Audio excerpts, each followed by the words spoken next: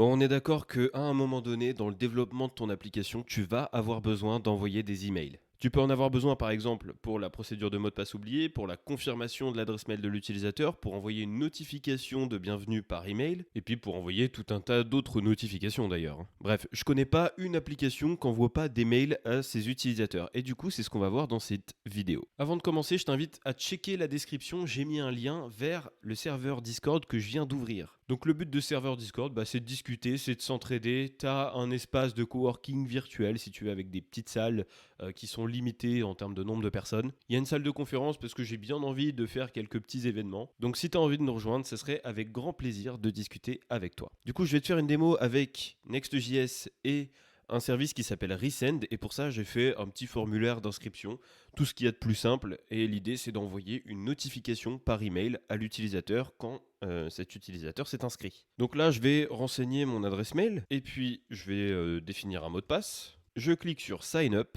et on reçoit ici une petite notification Toast pour nous dire que on a bien souscrit à l'application, enfin on s'est bien enregistré et il faut aller vérifier notre boîte mail. Sauf que là, je t'assure qu'il ne s'est rien passé et que rien n'a été envoyé du tout. Tout simplement parce que dans ma route API, à aucun moment on exécute ici d'envoi de mail. On n'appelle pas de service d'envoi de mail et on ne fait pas l'envoi du tout de cet email. Donc là, j'aurais beau aller voir dans mon inbox, dans ma boîte mail, j'aurais rien du tout. Donc l'idée, ça va être de le mettre en place ensemble. Avant ça, je vais te montrer rapidement comment mon formulaire il est fait pour que tu puisses comprendre. Bon, j'utilise React Hook-Form, rien de bien compliqué. Et l'idée, c'est qu'au moment où on soumet le formulaire, tu vois que ici on exécute une fonction qui s'appelle sign up user. Cette fonction, elle se trouve dans mon service qui s'appelle auth service pour le service d'authentification. Et tu vois qu'on fait tout simplement un fetch avec la méthode post sur cette route là, api/auth/signup.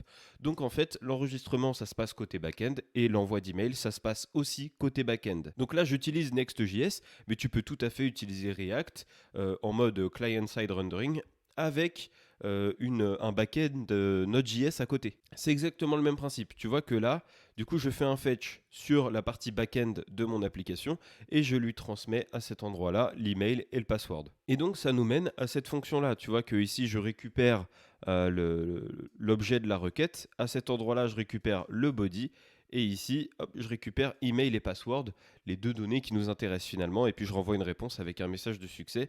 Et si jamais il y a une erreur, évidemment, je renvoie cette erreur. Donc pour pouvoir envoyer des emails depuis notre application, ce qu'on va aller faire, c'est qu'on va se rendre sur resend.com, je te mets le lien en description, et je t'invite à te créer un compte dessus. Donc moi j'ai créé un compte avec GitHub, mais tu peux créer un compte avec ton adresse mail. Et au moment où tu te crées un compte, il va t'afficher un petit didacticiel pour que tu puisses récupérer ta clé API. Et ensuite, il va brièvement te montrer comment faire pour utiliser ta clé API et envoyer des mails avec Resend. Donc maintenant, ce que je t'invite à faire, c'est à créer un fichier pour tes variables d'environnement. Donc si tu es avec Next.js, tu peux créer un fichier .env.local à la racine de ton projet. Et puis si tu es avec Node.js, c'est toi qui l'as configuré là normalement. Donc je te laisse voir ça. Normalement, c'est à peu près la même chose, c'est un .env. Bref, dans tes variables d'environnement, tu vas rajouter ici resend underscore API underscore key, moi c'est comme ça que je l'appelle, et là tu mets en valeur ton API key. Une fois que tu as rajouté ta clé API, ce que tu peux faire c'est un npm install, npm i de resend.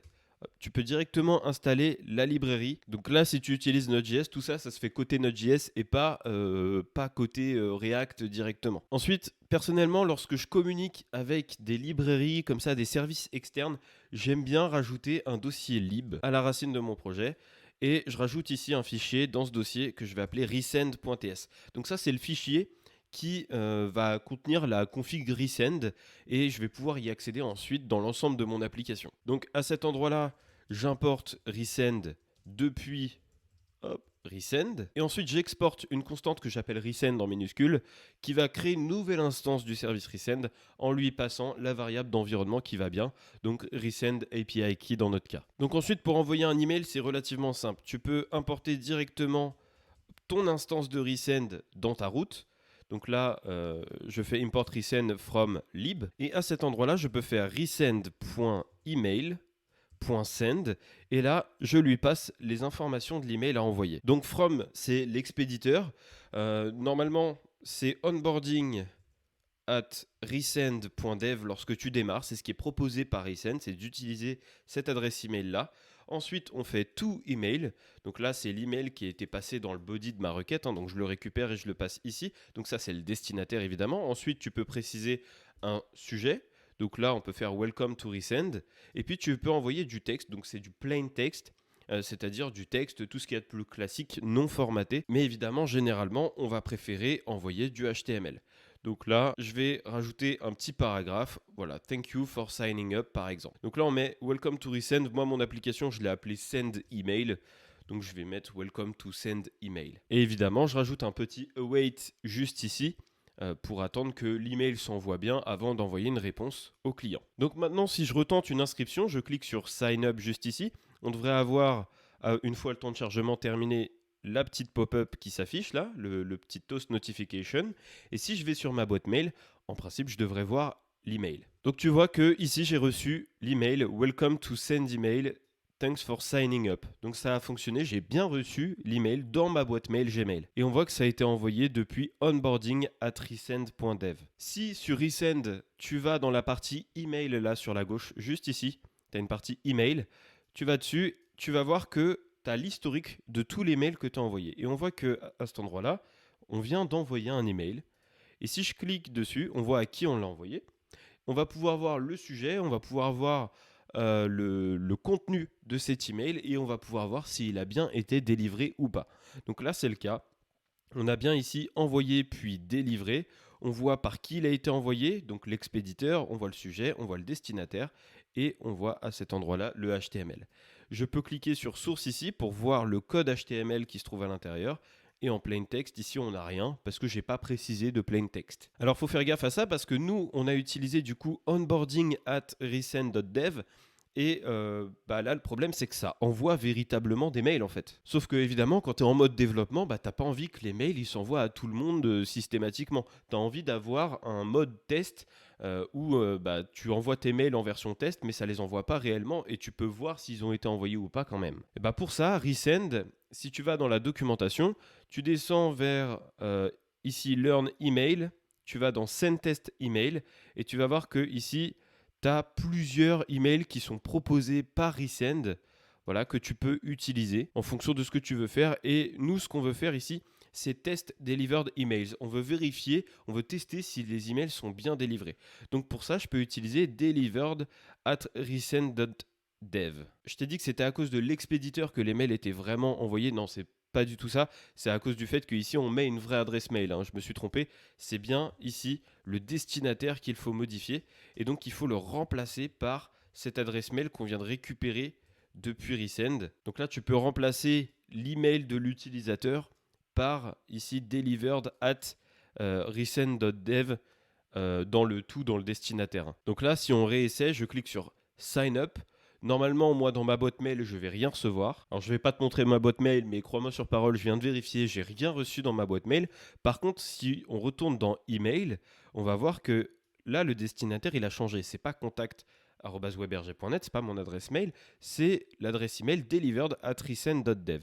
Et on voit bien que ici, on est en delivered. Le statut du mail, il est bien délivré. Et on a bien le contenu de notre mail avec notre sujet, etc. Donc, normalement, ça marche. D'après Resend, d'après le test qu'on vient de faire, nos mails fonctionnent. Le souci, c'est que là, on a écrit le nom du destinataire, enfin l'email du destinataire en dur. Et donc, si on passe en version production, ça veut dire qu'à chaque fois, il faut remplacer à la main, hop, ici, cette adresse mail-là de test par la vraie adresse mail de l'utilisateur.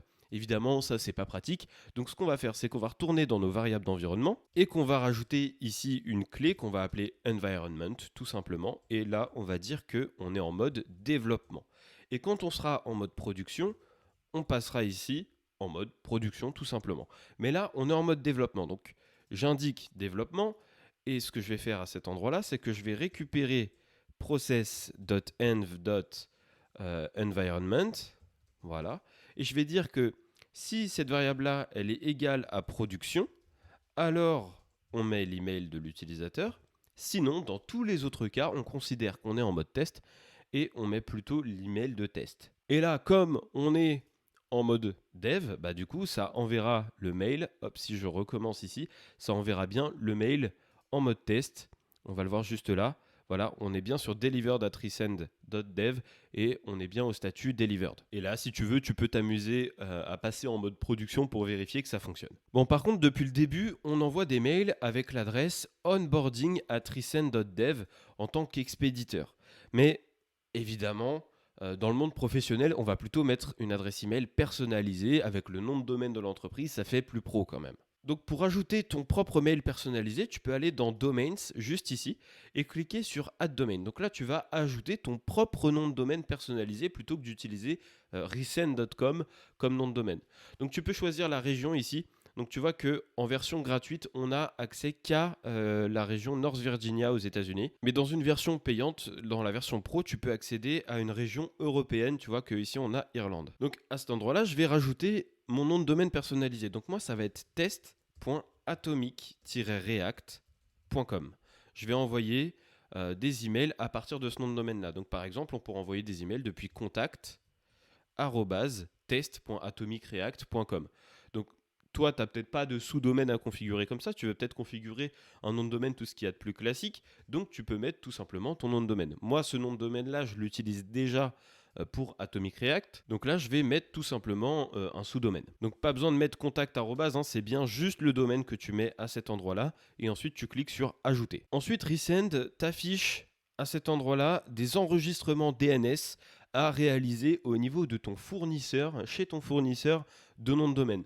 Donc pour ma part, c'est OVH, donc je vais aller sur l'interface d'OVH et je vais rajouter ces enregistrements DNS là pour pouvoir relier le nom de domaine sur OVH à l'application, au service Resend en fait. Donc sur OVH, je me suis rendu sur le nom de domaine atomic-react.com et ce que je vais faire, c'est que je vais cliquer sur Add an Entry ici, rajouter une entrée et je vais préciser que c'est une entrée MX. Donc là, il nous met en garde, il nous dit attention, si on modifie les enregistrements MX, ça peut causer la perte des emails en fait. Moi personnellement, j'utilise un sous-domaine test.atomic-react.com. Donc du coup, je ne me fais pas trop de soucis sur la perte de mes mails puisque ça concerne un autre domaine.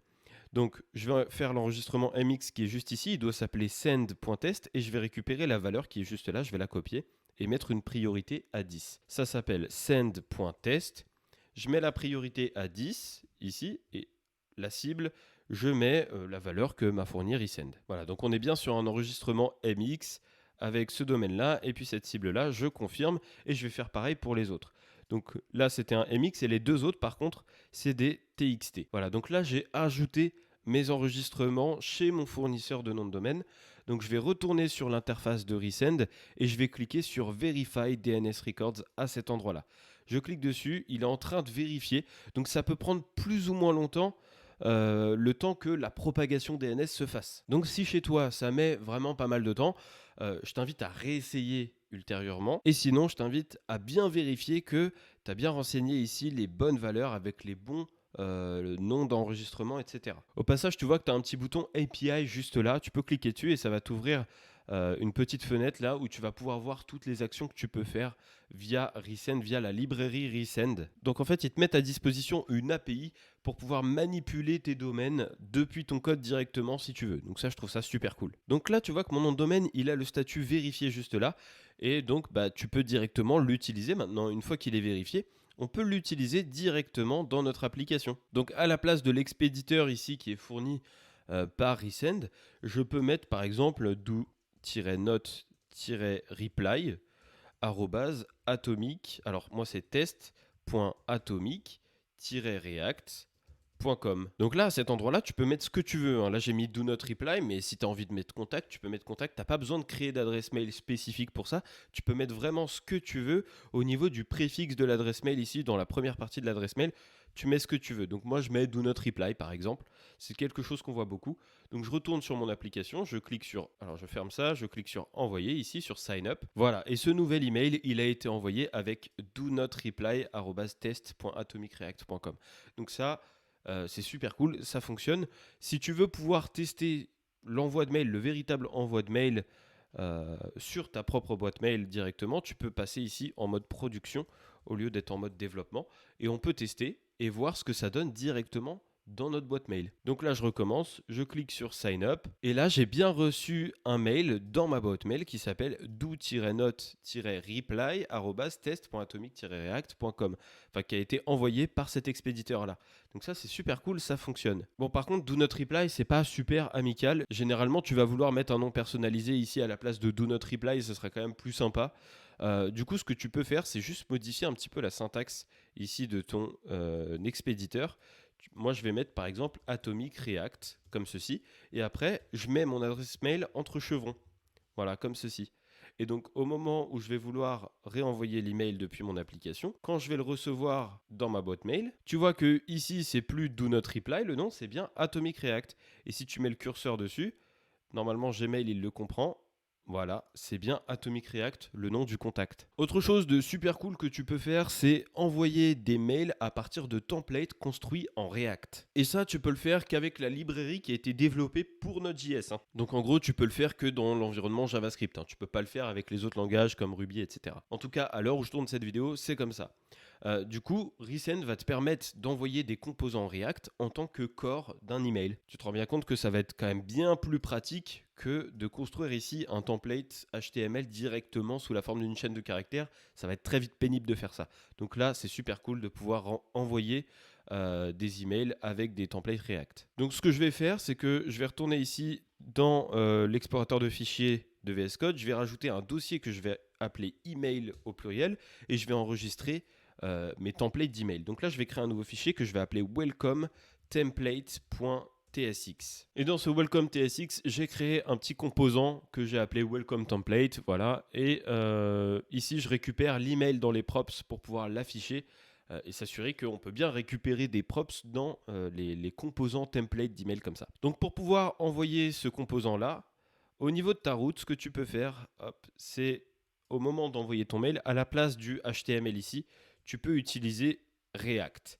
Et donc, ce qu'il va faire, Resend ici, c'est qu'il va interpréter, du coup, ton code React, il va exécuter ton composant. Donc, tu peux faire appel à welcome template et l'exécuter comme une fonction, parce que je rappelle qu'un composant React, c'est rien de plus qu'une fonction. Et donc, il va exécuter ce composant-là et le rendre en version HTML. Donc, hop, à cet endroit-là, je peux lui passer l'adresse email de mon utilisateur. Je repasse en mode développement sur mes variables d'environnement pour faire des tests. À cet endroit-là, je vais relancer l'exécution ici de l'envoi de mail. Et normalement, si je retourne dans mes mails, je devrais voir ce nouvel email apparaître avec welcome et puis l'adresse email qui a été enregistrée. Voilà, on a welcome contact@weberg.net, donc c'est parfait. En plus, c'est bien un H1 qu'on a là. J'avais mis un H1. Si tu regardes mon template, c'est bien un titre qui apparaît juste là. Et si on regarde la source, on voit bien notre HTML apparaître. Par contre, le problème de ça, de ce fonctionnement, c'est que si tu veux rajouter des classes, par exemple des classes Tailwind, ici ça va pas marcher en fait. Là, les classes Tailwind, elles vont pas marcher. Tu vas pouvoir par contre passer du style directement comme ça. Tu peux faire style et mettre, par exemple, si on veut mettre la couleur sur rouge.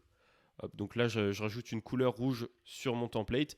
Tu vas voir que si j'envoie le mail, voilà, tu vois que ici, on a bien la couleur rouge. Donc tu peux styliser tes emails de cette façon-là. En revanche, si tu rajoutes un fichier CSS avec tes propriétés comme ça directement et que tu l'importes dans ton composant, ça ne va pas fonctionner du tout. Là, tu vois, je t'ai préparé un exemple. On a le corps du mail qui n'est pas du tout stylisé. Il devrait avoir la couleur bleue et il ne l'a pas du tout. Bref, il doit quand même y avoir une bidouille à faire pour pouvoir utiliser des classes, etc. Mais honnêtement, j'ai pas du tout l'intention de m'embêter avec ça. Moi, je veux utiliser Tailwind et j'ai pas envie de passer mon temps à faire de la config. Et justement, ça tombe bien parce que Resend a développé une librairie qui s'appelle React Email pour faire ça. Donc React Email, comme je te disais, c'est une librairie qui a été développée par les développeurs de Resend et qui est encore actuellement en bêta. Donc il faut faire attention quand on l'utilise. Sois vigilant quand tu l'utilises parce que tu peux avoir des bugs. J'en ai rencontré en préparant cette vidéo. Donc je vais te dire comment faire pour que ça marche. Donc React Email, ça met à notre disposition tout un tas de composants qu'on va pouvoir intégrer dans nos mails. Donc ce que je t'invite à faire, c'est à installer du coup la librairie. Voilà, je déploie un peu mieux mon terminal pour que tu puisses bien voir toutes les dépendances que j'installe ici. Donc tu vois que j'installe React Email et ensuite je viens installer tous les composants dont j'ai besoin. L'avantage d'installer les composants comme ça à l'unité, c'est que tu alourdis pas le code global de ton application avec des composants dont tu n'aurais pas besoin. Donc là, on installe le composant button pour pouvoir rajouter un bouton dans l'email. On rajoute ici les composants HTML, head, container pour un petit peu de mise en page, le composant texte et le composant heading pour ajouter des titres. Voilà, donc j'installe tout ça. Voilà, et ensuite tu crées ton template à partir de ces composants-là. Donc tu vois que j'ai importé le bouton, le container, le head, le heading, le HTML et le composant texte. Et je les ai ensuite tous insérés là-dedans. Donc tu vois que là j'ai mon HTML, mon head avec un title, donc send email-welcome. Voilà, je me prends pas trop la tête. Je mets un heading, donc un titre, welcome, et puis un texte ici. Vous vous êtes enregistré avec l'email suivante et j'affiche l'email. Et puis, je rajoute un petit bouton juste là. Et en fait, ce bouton, il a une propriété href que je peux utiliser ici. Et je renvoie vers localhost 2.3000, donc c'est-à-dire vers mon application. Comme ça, quand l'utilisateur va cliquer dessus, il sera renvoyé vers mon application. Voilà, donc j'ai rajouté un petit peu de style. Mais nous, ce qui nous intéresse, ça va être d'utiliser à cet endroit-là des classes Tailwind, puisque j'ai Tailwind installé sur mon projet. Donc on va vérifier que tout fonctionne bien, mais on va pas le faire de la même manière qu'on l'a fait jusqu'à maintenant, c'est-à-dire en envoyant un mail et puis en allant sur Resend pour vérifier que l'email avait bien le bon contenu, etc. Non, là ce qu'on va faire, c'est qu'on va utiliser la librairie React Email pour prévisualiser les emails. En fait, React Email, c'est pas seulement une librairie de composants pour les emails avec un système de style, etc. Non, c'est aussi une application qui va nous permettre de prévisualiser les mails avant de les envoyer, de les construire comme si c'était des simples pages web en fait développées avec React. Donc pour ça, je t'invite à te rendre dans ton fichier package.json et on va rajouter un petit script juste ici qu'on va appeler email. Et ce script email, il va exécuter email dev, donc il va lancer l'application de React Email. Ensuite, on va lui indiquer dans quel dossier il va pouvoir trouver les templates des emails. Donc on va lui dire que c'est dans le dossier email qui se trouve à la racine de notre projet. Et ensuite, on va lui dire sur quel port exécuter l'application, lancer l'application. Donc le port, moi je vais mettre 3333. Voilà, j'enregistre ça. Et ce que je peux faire maintenant, hop, je vais le mettre dans un autre terminal, c'est faire un npm run email. Et le npm run email, il va donc lancer, exécuter cette commande-là qui va générer pour nous un dossier ici .reactemail. Tu vois, dans l'explorateur de fichiers, on a un dossier .reactemail. Et en fait, ce dossier .reactemail, il contient toute l'application de React pour pouvoir prévisualiser nos mails. Donc là, une fois que la génération est terminée, on peut se rendre sur localhost 2.3333. Et donc une fois que je me suis rendu sur localhost 2.3333, je vois bien que ici on est sur une application React Email et on voit Welcome to the React Email Preview. On peut checker la doc, mais moi ce qui m'intéresse, c'est de voir ici mes templates. On voit que React Email a récupéré mon template qui s'appelle Welcome Template. Et si je clique dessus, je vais pouvoir le visualiser. Et donc là, je le vois. Le problème là, c'est que mon template ici, il apparaît en noir sur du fond noir. On a le texte en noir juste ici et on a le bouton qui apparaît juste là. Tout simplement parce que React Email, enfin le thème visuel de React Email, c'est d'être en dark theme. Et ça, je crois pas qu'on puisse le changer. Du moins, j'ai pas vu d'option. Donc je t'invite à aller voir dans la documentation pour checker s'il y a la possibilité de changer le thème.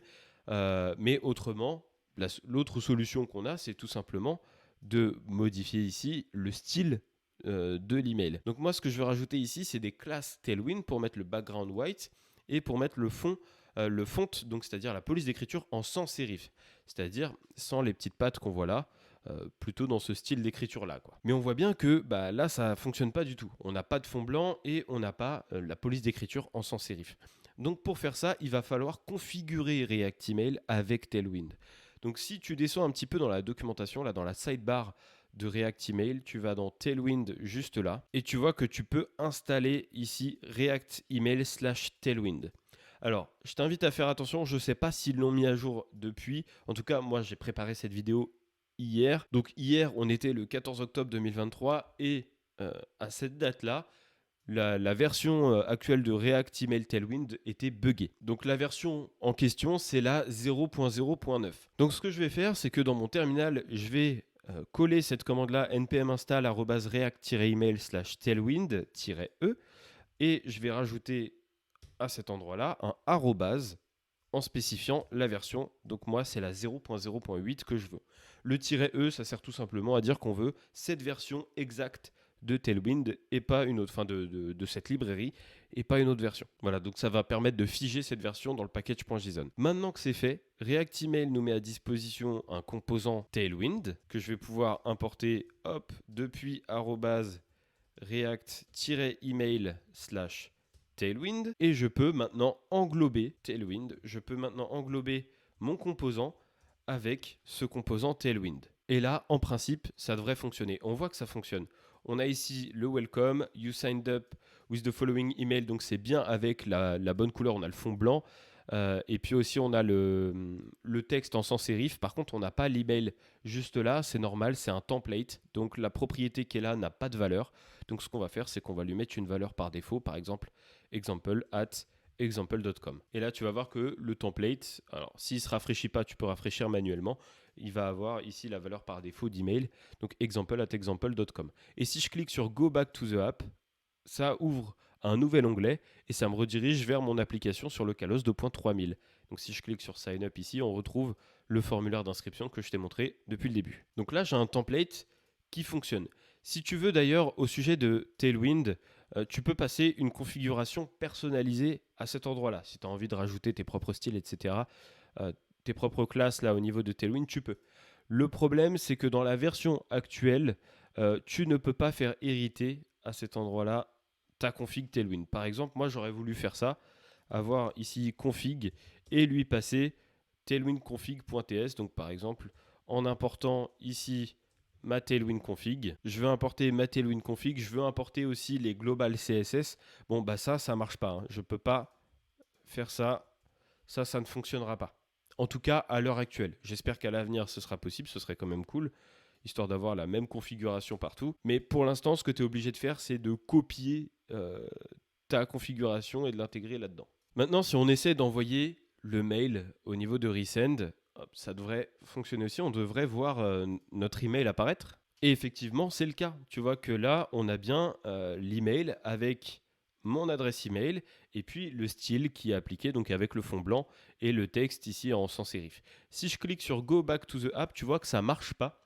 Il y a certainement une protection, donc ça peut être dû à plusieurs choses. Peut-être que Resend empêche ici l'ouverture des liens qui sont dans les mails de test. Ça peut être dû aussi à la configuration du navigateur, aux paramètres qui empêchent l'ouverture de certains liens depuis certaines sources, etc. Mais tu as bien vu dans le template que ça fonctionnait. Et si vraiment tu veux tester, ce que tu peux faire, c'est repasser en mode production et t'envoyer le mail pour de vrai. Hein. Tu repasses ici en mode production, tu t'envoies le mail pour de vrai. Voilà, je me suis envoyé le mail, je clique sur Go back to the app et tu vois que ça m'a bien renvoyé vers l'application.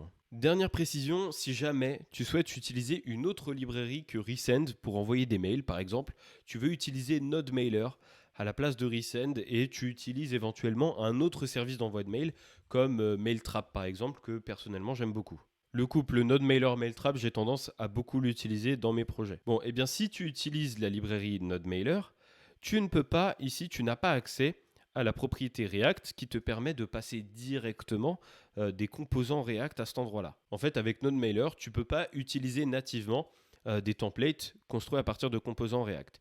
Donc, pour régler ça, React Email te met à disposition une fonction qui s'appelle render. Voilà. Donc, alors là, je l'ai importé depuis React DOM, mais c'est bien depuis React Email qu'on veut l'importer. C'est le render de React Email. Voilà, donc en fait, c'est @react-email/render. Voilà, c'est bien cet import-là. Et donc, ce que tu peux faire, c'est le passer ici, utiliser render et lui passer ton template à cet endroit-là. Et comme sur NodeMailer, tu n'as pas la propriété React ici, tu passes en mode HTML. Donc en fait, tu utilises ici la propriété HTML et en valeur, tu exécutes la fonction render et tu lui passes en argument ton template React. Et le render va faire un peu comme le React Render qu'on connaît depuis longtemps, c'est-à-dire qu'il va convertir ici ton template React en HTML pur et simple. Et ça, si tu le testes, en principe, ça devrait fonctionner. On peut le tester, hein. Hop, je clique ici, voilà, l'email a été envoyé, hop, je retourne dans mes emails et puis il suffit de regarder ici ton résultat, tu vas voir que tu vas avoir ton composant tout à fait rendu tout à fait normalement.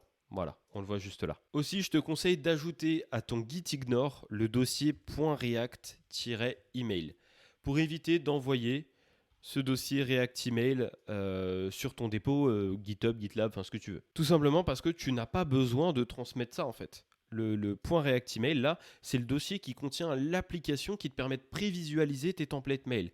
Donc en gros, c'est le dossier qui contient cette application-là. Et en fait, cette application, elle est générée, si elle n'existe pas déjà, si tu n'as pas le dossier React Email, elle va être générée par cette commande-là en fait, par le npm run email qu'on a configuré un peu plus tôt. Donc je t'invite à le mettre dans ton fichier .gitignore, comme ça t'envoies pas de ressources inutiles. Voilà, c'est tout pour cette vidéo, j'espère qu'elle t'a plu. N'hésite pas à la liker si c'est le cas et puis à t'abonner parce que des vidéos comme celle-ci, évidemment, je vais en faire d'autres. Au passage, tu peux me dire dans les commentaires s'il y a des sujets autour de l'écosystème React que tu as envie que je traite. Je ferai des vidéos sur les sujets que tu me demandes. Autrement, si c'est bon pour toi, c'est bon pour moi. Je te souhaite une excellente fin de journée. Je te dis à la prochaine. Salut.